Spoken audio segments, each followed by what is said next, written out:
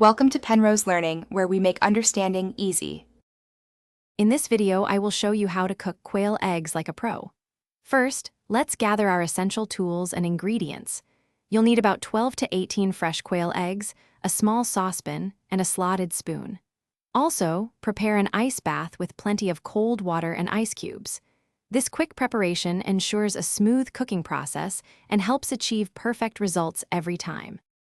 For perfectly boiled quail eggs, bring a small pot of water to a rolling boil. Carefully lower your eggs into the boiling water using a slotted spoon. For a soft, jammy yolk, boil them for exactly 2 minutes. If you prefer a firm, hard-boiled yolk, cook them for 3 minutes. Immediately transfer the cooked eggs to your prepared ice bath to stop the cooking process. If you prefer frying or scrambling, these tiny eggs are just as versatile. Heat a non-stick pan over medium heat with about 1 teaspoon of butter or oil. For fried eggs, crack them directly into the pan and cook for about 1 minute until the whites are set. For scrambled eggs, whisk them gently with a pinch of salt and cook until just set, about 30 seconds. Peeling quail eggs can be a bit tricky, but here's a pro tip.